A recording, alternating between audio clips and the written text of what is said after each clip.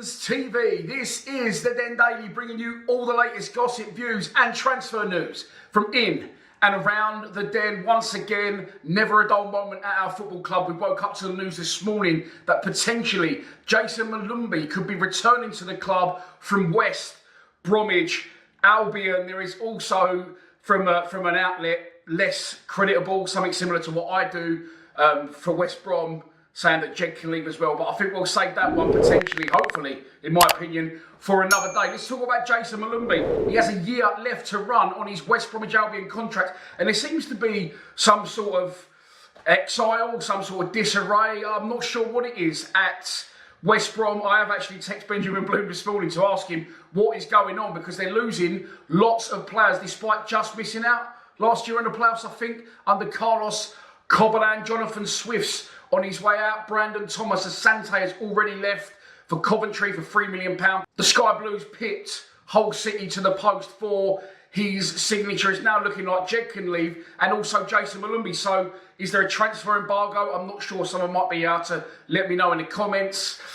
Is it the fact that their parachute payments would potentially now stop, and they've got all these players on big wages and they need to clear the wage bill? I'm not sure, but as far as I'm concerned, Molumby to us, I was going to say it's nothing but good news. Let's take a look and wind it back a little bit. Jason Molumby started his career at Brighton and Hove Albion, playing only once for their first team before making his breakthrough at Millwall in 2019-20, playing 36 times for us, scoring 2 goals. I don't remember both of those goals. I remember the first one he thought he scored, where he did the little, I'm not going to do it, the dance. It was actually credited to Matt Smith in the final game before lockdown, and we beat Forest up there 3-0. 3-1 was 3-0 up at half-time through a Matt Smith hat-trick. But Molumby actually caught the second one nicely.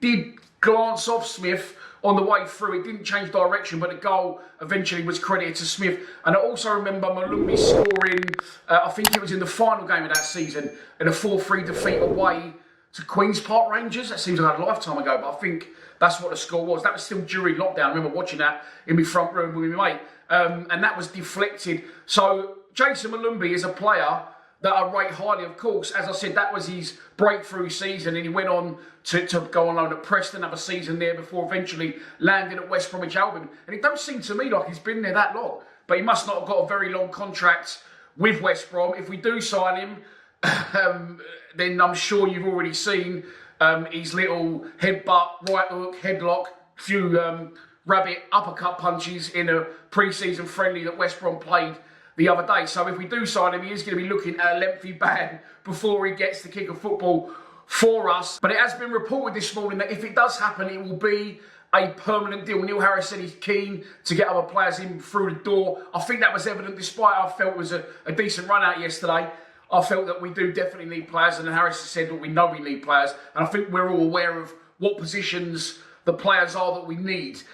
Is Molumby any better than what we've got in that position? I would say yes. But at the same time, looking at our budget, looking at the amount of players we're going to get through the door, and looking at our wage structure, do we really need to spend the money on Molumby, or should we look elsewhere at other positions we've got? Alfie Massey. By the way, I don't disagree with a lot that Neil Harris does these days, and I know that he knows Millwall Football Club better than anyone. But 2 things yesterday: not starting Amaku was criminal, and secondly, bringing Alfie Massey on for 4 minutes.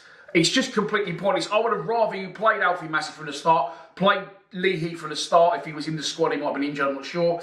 And I'd have rather lost the game 3-0. You know what you're going to get out of the Savills, out of Watmores of this world. Try these other players. Even Bradshaw, you know what you're getting out of Bradshaw. Some of you rate him and some of you don't, but you know what we're getting. So in these friendlies, try these other players. And like I said, if you lose 2-3-0, which, by the way, I don't think you will, because I think these players are ready, there's nothing to lose and everything to gain, in my opinion. But also, you know, Alfie Massey, he'll probably go out on loan if Molumby does come in.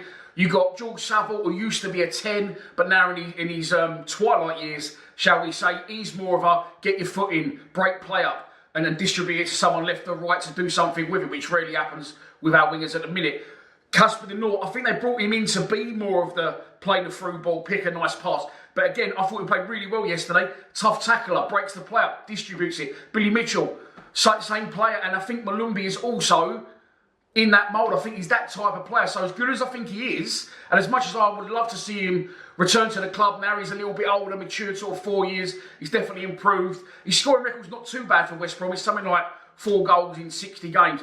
But we need, more creativity further up the pitch. So as much as I like him, I'm on the fence. So let me know what you think in the comments. Should we sign Molumby or should we go with what we got in the midfield there? You've got George Honeyman who can also do that job.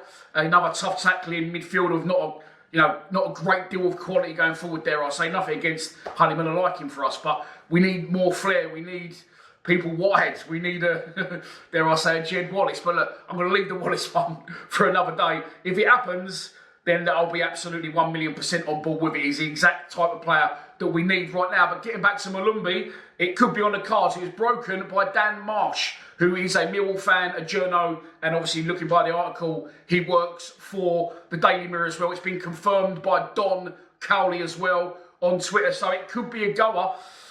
I keep saying I'm going to leave this one, but a double signing, Jed Wallace and Jason Molumby. I don't want to do it in I want to do it in 2 separate videos for the views, if I'm honest, if nothing else. But yeah, look, Jason Molumby, it is out there. There is interest. It's been confirmed by Don Colinio, and he could be coming back to Millwall Football Club as a permanent player. 24 years old only still, so he must have been like 19, 20 when he played for us. Tough tackling. He'll be a cult hero, giving people uppercuts. Don't do that when you come back to us, Chase. Not on the pitch anyway. But yeah, it's a very difficult one. Is he any better than what we got, is the first question I ask. In that position, I would say with Savile aging, definitely yes. I'll probably rate him more than a couple of the others as well. But that much better? No. That much of a different type of player? No, exactly the same type of player.